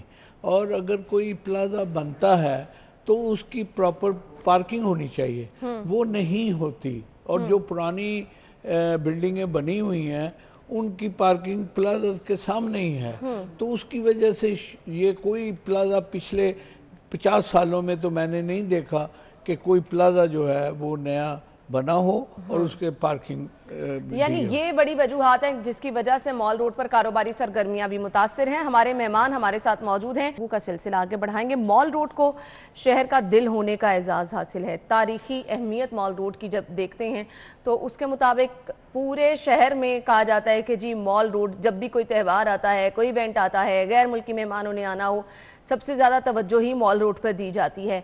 आप समझते हैं कि मॉल रोड के साथ तारीखी रोड होने का लिहाज से इंसाफ किया भी जा रहा है या नहीं? मैं तो कहूँगा कि शुरू से ही नाइंसाफ़ी का जो अंसर था वो माल रोड से हमें तासुर मिलता है। इसकी मिसाल मैं आपको ये दूँ कि देखें, हमने गवर्नमेंट से कहा कि माल रोड पे जो ख़वातीन आती हैं, जो लोग बच्चे आते हैं, उनके लिए पूरे माल रोड पर सिर्फ एक बाथरूम बना है, एक टॉयलेट बना है, जो कि पब्लिक वॉशरूम नहीं। जी, वॉशरूम, एक वॉशरूम जो कि हमने रीगल चौक पे बनवाया था पिछले जो मेयर साहब थे उनसे कह करवा के। अब एक बाथरूम पूरा माल रोड का वजन उठा रहा है। आप अंदाज़ा करें कि जहाँ पे बाथरूम नहीं है, वॉशरूम नहीं है, तो वहाँ पे क्या एक्टिविटी हुई होगी। ये हमारे जो लाहौर, सोना लाहौर और ये जो ब्यूटिफिकेशन ऑफ लाहौर, ये सिर्फ अल्फाजी बातें हैं जो एक्चुअली हुआ था। थोड़ा बहुत काम बहाली तो की जाती है इन प्रोजेक्ट्स के। जी मैं बता रहा हूँ ना कि इसके लिए फंडिंग हुई थी, बाहर फॉरेन फंडिंग थी। उस वक्त डीसीओ थे नूरुल अमीन मैंगल, उन्होंने ये शुरू किया था। उस वक्त हमने ये जिम्मेवारी ली थी कि जो प्राइवेट बिल्डिंग्स हैं वो हम खुद उसको ठीक करेंगे, और जो सरकारी इमारतें हैं और जो हमारा असासा है पंजाब का और लाहौर का, उनकी रिस्पांसिबिलिटी वो गवर्नमेंट ठीक करेगी। आज तक गवर्नमेंट ने वहाँ पे वाइट वॉश थोड़ा बहुत जो किया होगा चंद बिल्डिंगों पे, उसके अलावा कोई ब्यूटिफिकेशन के लिए कुछ भी नहीं हुआ। और जब हम मीटिंगें करते हैं तो एडमिनिस्ट्रेशन कहती है हमारे पास फंड नहीं है। ये हर मुल्क में होता है कि जो उनकी बेहतरीन शायराएँ हैं वो पूरी दुनिया में देखी जाती हैं। बिल्कुल ऐसे ही है। और हमारी ये जो शायरा है ये दिखाने के काबिल है, लेकिन जब इसको टूटी फूटी हम दिखाएंगे तो उसका क्या तासुर होगा। बिल्कुल आपने सही कहा। अच्छा जी, मैं वर्किंग डे में भी विजिट कर चुकी हूँ और छुट्टी के दिन भी विजिट कर चुकी हूँ। अच्छी ज़्यादा जो है कुछ शादा रोड है जो कि ख़ास तौर पर आप अगर किसी वर्किंग डे में चले जाएं तो तजावुज़ात की जद में नज़र आती है। तजावुज़ात का रिस्पॉन्सिबल कौन है? देखिए, तजावुज़ात मैं कहूँगा कि लाहौर में बहुत ज़्यादा है, लेकिन जो माल रोड की है वो तजावुज़ात इस तरह की नहीं है जिस तरह हाल रोड है, जिस तरह बिडन रोड है, जिस तरह हॉल रोड, बिडन रोड, शालम मार्केट है। बिल्कुल शालमी है, रंग महल है। ये वो जगह हैं जहाँ पे ज़रूरत है इंक्रोचमेंट को ख़त्म करने की। लाहौर पूरा इंक्रोचमेंट से भरा हुआ है, लेकिन आप आई हैं लाहौर के माल रोड पर। अच्छा, तो उसके भी एक रीजन है ना, आप इस बात से एग्री करेंगे, यहाँ पर आपको जगह जगह पुलिस भी नजर आ जाती है, यहाँ पर आपको फौरी हटाने के लिए भी तजावुज़ात लोग नजर आ जाते हैं। अगर किसी ने रेडी ऐसी जगह पे खड़ी कर दी है कि उससे रास्ता ब्लॉक हो रहा है, फौरी तौर पर वहां सिटी ट्रैफिक पुलिस वाले भी, मॉल रोड पर कम से कम कैपेसिटी आपको जो है वो पुलिस की और फिर सिटी ट्रैफिक पुलिस की ज्यादा नजर आ रही है। ट्रैफिक पुलिस नजर आती है, काम कुछ नहीं करते। अच्छा, वो मैं समझता हूँ कि बड़ी ड्यूटीफुल तरीके से ड्यूटी देते हैं, लेकिन जो उनको तजावुज़ात एज कम्पेयर टू दूसरी सड़कें जो हैं, शहर की शराएं जो हैं, वहां पर इस तरह ड्यूटी पर मामूर हमें वार्डन्स, पुलिस एहलकार नजर नहीं आते। तो ये हमारे ताजरों के लिए तो नहीं है ना, ये तो वीआईपी ड्यूटी। लेकिन आप अपने मसाइल तो इनको बता सकते हैं ना। हम अक्सर बताते हैं, मैंने बताया कि हम अक्सर उनको बताते हैं, लेकिन वो कहते हैं कि ये जो तजावुज़ात है ये हमारा इशू नहीं है। अच्छा जी, हालांकि मैं उनको समझाता भी हूँ, कहता भी हूँ कि ट्रैफिक को कंट्रोल करना तो आपका है, काम है, तो और ये उसका हिस्सा है। इसकी वजह से तजावुज़ात जो भी ठेले 2, 4, 6 होते हैं उनकी वजह से ये जो ट्रैफिक है वो डिस्टर्ब होती है। और यही इंतज़ामिया को भी मैं कहता हूँ कि ये जो आप तजावुज़ात अब वो क्या शुरू कर देते हैं, वो अंदर घुस जाते हैं बिल्डिंगों के, बिल्डिंगों के अंदर घुस के वो यानी हल निकालने के लिए कोई भी वहाँ पे मौजूद नहीं होता। वो नहीं है बात। हमें ये है कि ट्रैफिक चलती रहे, और ट्रैफिक कंट्रोल करने के लिए ना सिर्फ एडमिनिस्ट्रेशन जो कि कॉरपोरेशन की है, जो कि एलएमसी की है, और इसके अलावा टाउन की है, वो यानी आपके मसाइल कोई ना सुनता है ना इसका कोई हल निकालता है। हालिया बजट से सैटिस्फाइड हैं? सुनते, परमानेंट नहीं सुनते। जब मैं चीखते हैं हम लोग, इस पे तो फॉलो अप लेने की जरूरत है ना। ऐसा नहीं है कि आपने एक दफा मसला हल किया वो दोबारा मसला जन्म ले लेता है तो उसको खत्म नहीं किया जा सकता। हालिया बजट से सैटिस्फाइड हैं? अभी तो आपको पता है कि बजट की गर्मा गर्मी चल रही है। आज हम फेडरेशन का एक इजलास बुलाया हुआ है और उसमें सारे ताजर जो हैं मुल्क की लेवल पे हम इकट्ठे हो रहे हैं।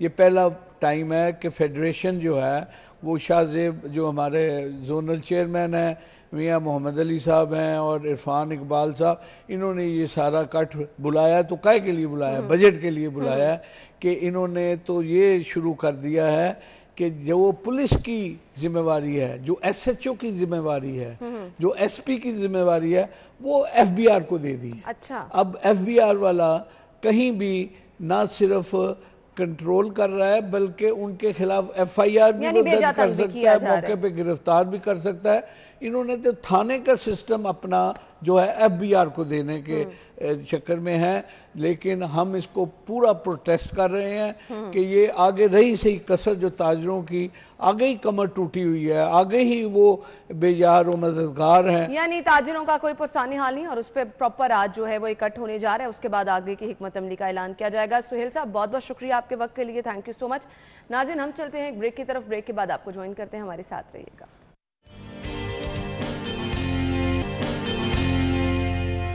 ब्रेक के बाद प्रोग्राम में आपको एक बार फिर से खुश आमदीद कहेंगे। शहर में मवेशी मंडियां सज चुकी हैं और शहर की मवेशी मंडियों में व्यापारी जो हैं वो अपने जानवर लेकर आ रहे हैं और हर व्यापारी की कोशिश है कि उसका जानवर जो है अच्छी खासी कीमत में ख़रीदार आएँ और ख़रीद कर ले जाएं।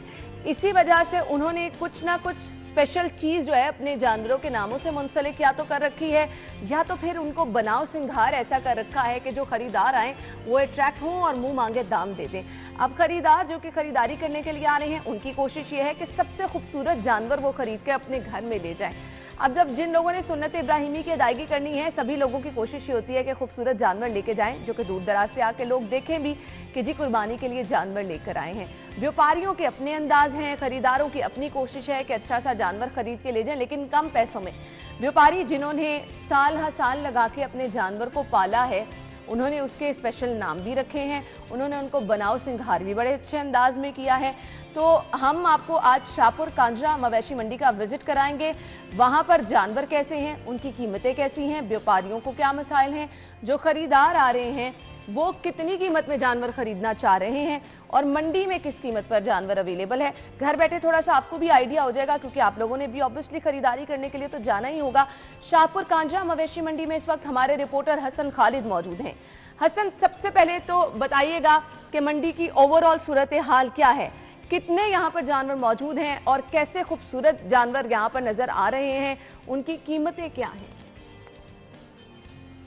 अन्ना, बिल्कुल ईद उल अज़हा की आमद के पेश नज़र शहर में कायम मवेशी मंडियों की जो रौनकें हैं वो अब बहाल होना शुरू हो गई हैं और आज मैं शाहपुर कांजरा मवेशी मंडी में मौजूद हूँ और यहाँ इस वक्त खूबसूरत से खूबसूरत जानवर मौजूद हैं जो कि ख़रीदारों की तवज्जो का मरकज़ बने हुए हैं और लोग जो हैं वो मंडी में आकर ना सिर्फ इन खूबसूरत जानवरों को देख रहे हैं बल्कि बहसो तकरार का सिलसिला भी जारी है क्योंकि अभी ख़रीदारों की जानिब से ये शिकवा दिखाई दिया जा रहा है कि कीमतें जो हैं वो बहुत ज़्यादा हैं, जबकि दूसरी जानिब व्यापारी हजरात भी अपनी जगह पर ये कहते दिखाई देते हैं कि महंगाई की वजह से उनके जानवरों को अपनी कीमतें बढ़ाने में जो है वो मजबूरी है क्योंकि जो खुराक वो खिलाते हैं वो ज़ाहिरी बात है वो भी महंगी हुई है। इसके अलावा दूर दराज से वो किराए लगाकर यहाँ पर अपने जानवर लेकर आए हैं, इसलिए कीमतें जो हैं वो बढ़ी हुई हैं। लेकिन शाहपुर कांजरा मवेशी मंडी की ख़ास बात यह है कि इस मंडी के अंदर हर जगह पर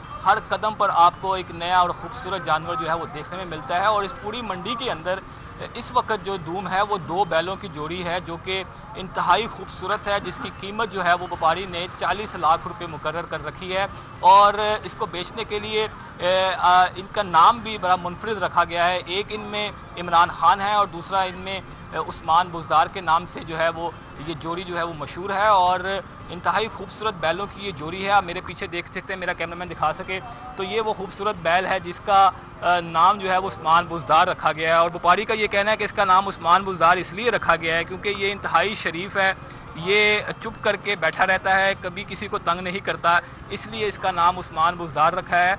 और मेरे बिल्कुल दाएं जानिब व्यापारी के इस वक्त हाथ में एक खूबसूरत जानवर जो कि इसी की एक जोड़ी है, इसका नाम इमरान खान है और ये थोड़ा सा जो है वो गुस्सीला है, गुस्सा करता है थोड़ा सा अगर इसको हाथ लगाया जाए, तो शायद इस वजह से भी इसका नाम इमरान खान रखा गया है।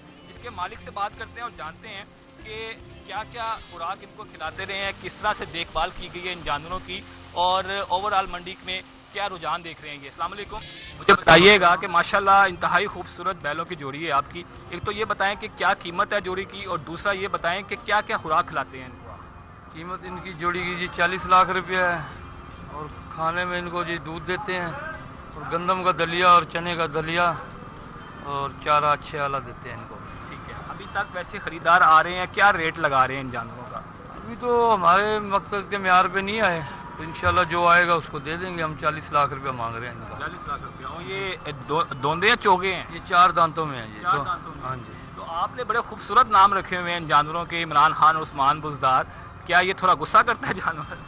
बाजी इनके मजाज के हिसाब से रखा हुआ है, जैसे इनका ज़हन है ना, तो हमने उसी हिसाब से ना इनका नाम रख दिया है। तो पूरी उम्मीद है कि ईद के करीब आते ही ये जानवर बिक जाएंगे आप? इंशाल्लाह जी, इसके चाहने वाले बहुत आएंगे। चाहने वाले बहुत आएंगे। हाँ, बिल्कुल। व्यापारी हजरात जो हैं, जो इसके मालिकान हैं, वो तो पूरी उम्मीद हैं और इंतहाई खुश भी हैं, क्योंकि उनका ये कहना है कि इससे पहले उनके इस तरह के कई जानवर जो हैं हसन, नाम जो रखे गए हैं उसके मुताबिक कीमत भी अच्छी खासी है, 40 लाख रुपए।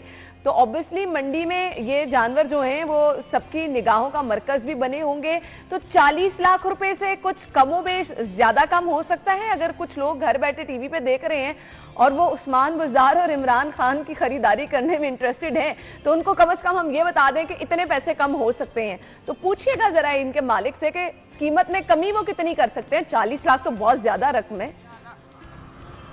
अना, बिल्कुल, मैं दोबारा से इनके मालिक से बात करता हूँ और जानने की कोशिश करता हूँ कि जो हमारे नाजरीन देख रहे हैं इस वक्त इन और उस्मान बुज़दार को, यकीनन इमरान खान के बहुत बड़ी फ़ैन फॉलोइंग है और ये देखने के बाद वो चाहेंगे कि हम इन जानवरों को खरीद सकें। तो मैं ये जानना चाह रहा हूँ कि 40 लाख रुपए क्या इससे कमोबेश कोई कमी करेंगे जानवरों में, अगर कोई ख़रीदना चाहे तो? बिल्कुल कर देंगे जी कमी पेशी। क्या फाइनल रेट आपका क्या है इस जोड़ी का? उसमें जी जो कुछ देखेंगे ना उसके गाहक के मुताबिक फिर इंशाल्लाह उसको रियायत करेंगे। अगर कोई कस्टमर आके ये कहता है कि मैं ये जोड़ी 30 लाख में लेना चाहता हूँ, तो आप उसे बेच देंगे? नहीं, 30 में नहीं देंगे। 30 में नहीं, कितने में? 35 में तकरीबन इसके लगभग देंगे। जी हाँ, बिल्कुल। आपने इसके मालिक की बात सुनी। इनका ये कहना है कि चूँकि जानवर हमने साल हाँ साल इंतहाई मेहनत से पाले हैं, इसलिए कमी पेशी ज़रूर करेंगे, मगर बहुत ज़्यादा नहीं। इसमें होगा 35 लाख रुपए तक की फ़ाइनल जोड़ी जो है वो बिक जाएगी उस्मान बुज़दार और इमरान खान की। और ये जो जानवर है, ये आप मेरे पीछे देख सकते हैं, इमरान खान इनको इनके मजाज के मुताबिक नाम दिए गए हैं और दोनों ही जानवर इंतहाई खूबसूरत हैं। मुल्तान ये जानवर हैं और ये इस वक्त इस पूरी मंडी के अंदर खरीदारों की तवज्जो का मरकज। उस्मान बुज़दार और इमरान खान की कीमत क्या है शाहपुर कांजा मवेशी मंडी में, और ये आपको कितनी कीमत में मिल सकते हैं, ये तो हसन ने बता दिया। हसन, ओवरऑल मंडी की सूरत हाल भी मैं आपसे जानना चाहूंगी। बकरे मैक्सिमम और मिनिमम किस कीमत पर अवेलेबल हैं और इंतजामात कैसे हैं? अगर कोई बकरा खरीदना चाह रहा है तो मैक्सिमम कीमत क्या है और मिनिमम कम से कम अगर कोई खरीदना चाह रहा है तो किस कीमत पर यहाँ पर जानवर अवेलेबल है? क्या देख रहे हैं यहाँ पर?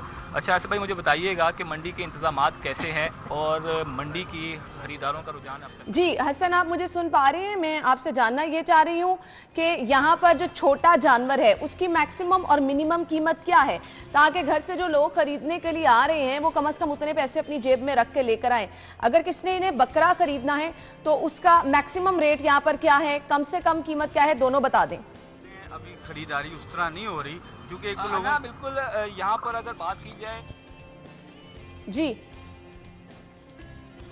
बकरे की बात की जाए तो बकरा जो है वो 30,000 से लेकर 1.5 लाख के दरमियान उसकी जो है कीमत यहाँ पर देखी जा रही है। और अगर बड़े जानवर में से बैल और ऊँट की अगर बात की जाए तो बैल में 1.5 लाख से लेकर 30 लाख तक भी बैल यहाँ पर मौजूद हैं। इसलिए अगर जो ख़रीदार अपनी जेब के हिसाब से आकर मार्केट देखना चाहते हैं तो अगर उसका जहन है ख़रीदार का कि वो बैल ख़रीदना चाहता है तो कम से कम 1.5 से 2 लाख रुपया वो अपनी जेब में रख कर आएगा तो फिर उसको यहाँ से जानवर मिलने का इम्कान है। इससे कम की कीमत अभी यहाँ पर मौजूद नहीं है। इसलिए ज़्यादातर जो ख़रीदार हैं वो सिर्फ देखने में और विंडो शॉपिंग करने में इक्तफा कर रहे हैं और इस उम्मीद के साथ वापस जा रहे हैं कि जैसे जैसे ईद करीब आएगी तो शायद मंडी का रेट टूटे और उसके बाद वो अपने जानवर खरीद कर सुन्नत इब्राहिमी की अदायगी कर सके। लेकिन अभी यहाँ पर जो ओवरऑल एवरेज रेट की अगर बात करूँ तो एवरेज रेट बकरे के अंदर जो है वो 30,000 से लेकर 1.5 लाख के दरमियान बकरा मिल जाता है। Thank you so much. Shahpur Kanja मवेशी मंडी जिन लोगों ने जाना है उनको आइडिया हो गया होगा कि जी उन्होंने अगर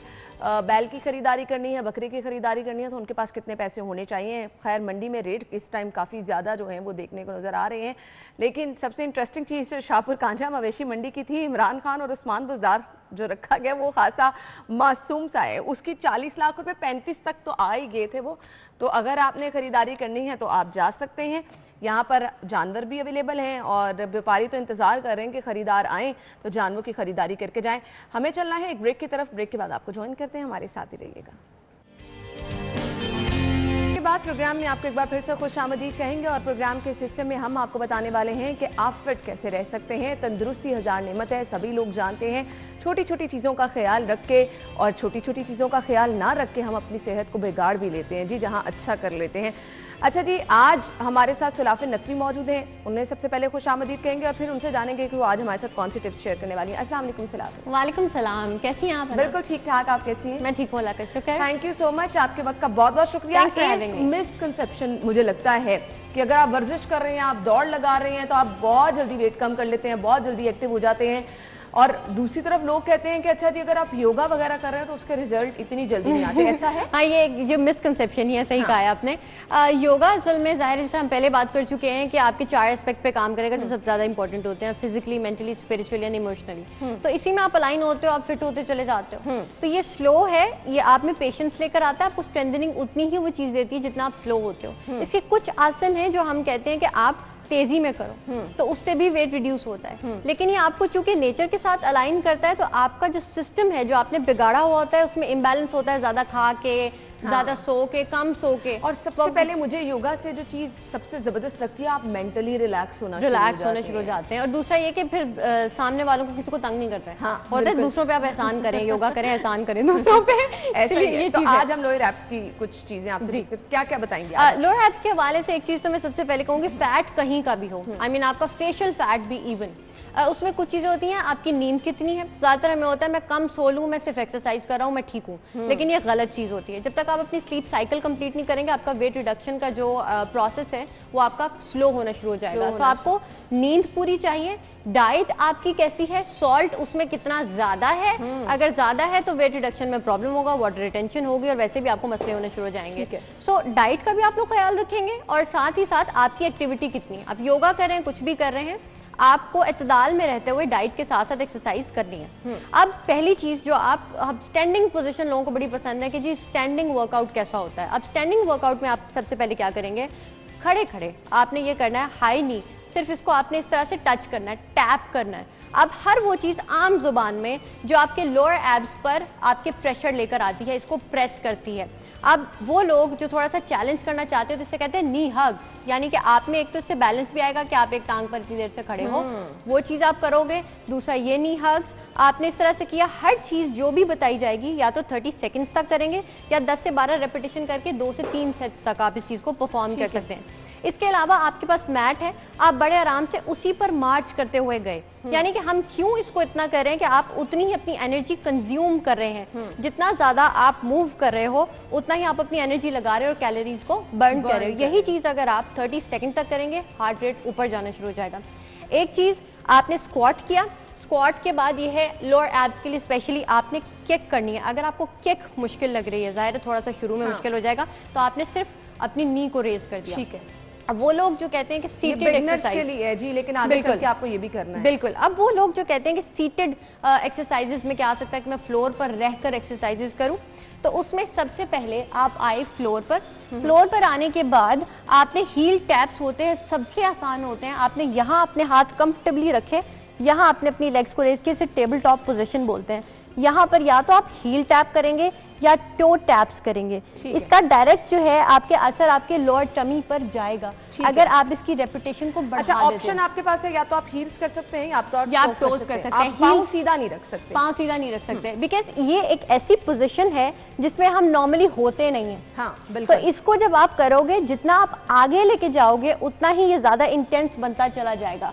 या अगर कुछ लोगों को कंफ्यूजन हो रही है कि मैं इसमें क्या करूँ, तो सिंगल लेग ड्रॉप वो कर सकते हैं। आप टेबल टॉप पोजीशन में ही रहते हुए आपने सिर्फ एक लेग को ड्रॉप किया, सिंपल। बिकॉज अक्सर लोगों के लिए लेग रेजेस मुश्किल होते हैं, पॉस्चर गलत हो जाता है, उसकी वजह से बैक में पेन शुरू हो जाता है। फिर लोग कंप्लेन करते हैं कि शायद एक्सरसाइज मुश्किल है और कमर में दर्द लेके आ जाती है। बिल्कुल नहीं, वो पॉस्चर गलत होता है बिकॉज उसमें आपकी बैक को इंगेज करना बड़ा जरूरी है।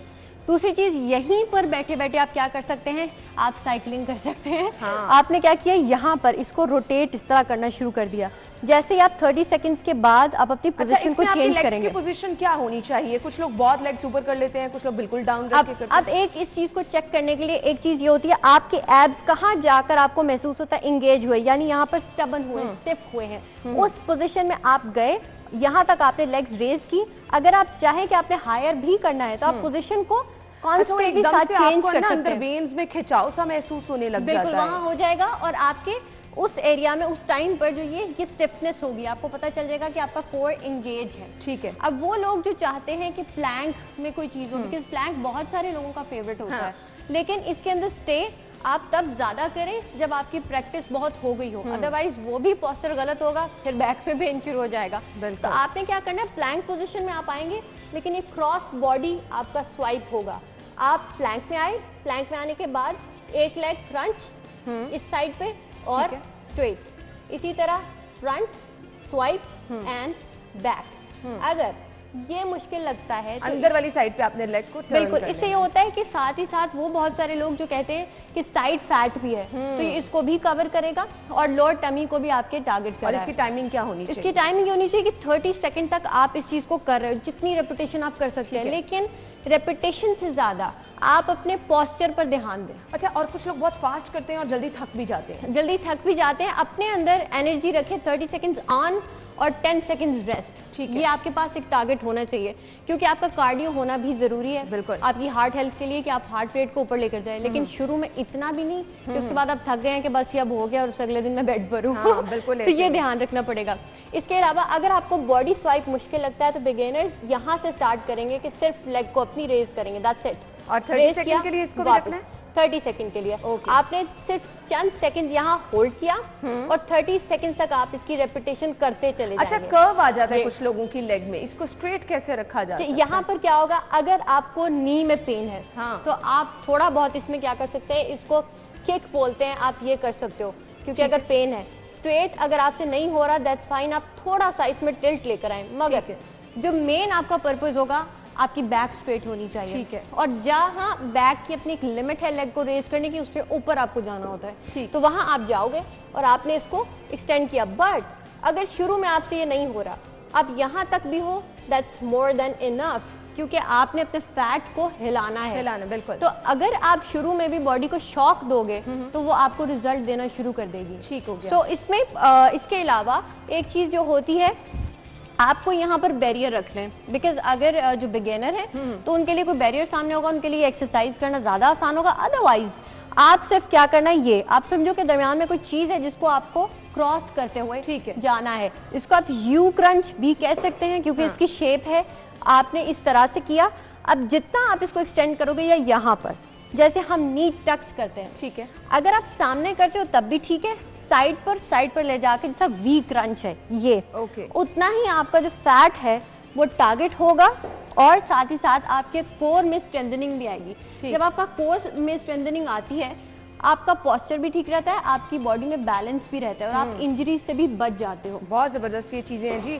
अच्छा, मुझे ये बताएं, ये सब चीज़ें तो हम कर रहे हैं, लेकिन इसके साथ साथ हम डाइट कंट्रोल नहीं कर रहे, वो कितना ज़रूरी है? सबसे ज़्यादा यही चीज़ ज़रूरी है। डाइट कंट्रोल करने का सबसे आसान तरीका ये होता है कि एक चीज़ मैं यहाँ पे क्लियर कर दूँ, ब्रेकफास्ट प्लीज़ कभी स्किप मत करें। मुझे किसी ने कहा कि फलां डाइट प्लान में तो ब्रेकफास्ट स्किप करते हैं, मैंने कहा भाई लॉजिक को समझें। हाँ। जब भी आप अपना फास्ट तोड़ते हैं दैट्स योर ब्रेकफास्ट। हाँ, बिल्कुल। अक्सर लोग पहली मील के लिए भाग गए ऑफिस, मतलब भाग गए, मैं तो खाए कुछ नहीं, मैं वेट रिड्यूस कर रहा हूँ, आपका फैट स्टोर होना शुरू हो गया। कीटोसिस वाली मंजिल और होती है, आपने हर जगह वो नहीं करना। सही। सबसे पहले आप अपना ब्रेकफास्ट मिस नहीं करेंगे, सूरज जैसे ही गुरूब होगा उसके आसपास आपने खाना खा लेना है, कुछ भी हो, आपको भूख लग रही है नहीं लग रही है, उस टाइम पर आप खाना खाएंगे।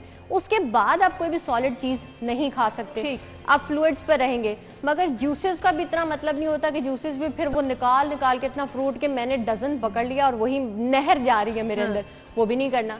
सो जो भी चीज होगी, एक तो बैलेंस, सॉल्ट अवॉइड करें। ये बॉडी, अगर आप अपनी लाइफ में ये चेंज ले आते हैं, आप खुद देखेंगे स्केल पर आपका वजन कम हो रहा होगा। चीनी आपको कम करनी होगी। अच्छा, अचानक से आप जब बॉडी को शॉक देते हैं, बिल्कुल बंद कर देते हैं, कुछ लोग जोश में आते हैं, बिल्कुल लाइक अब तो देखना, अब तो मैंने सॉल्ट भी नहीं, अब मैं चीनी भी नहीं लेनी।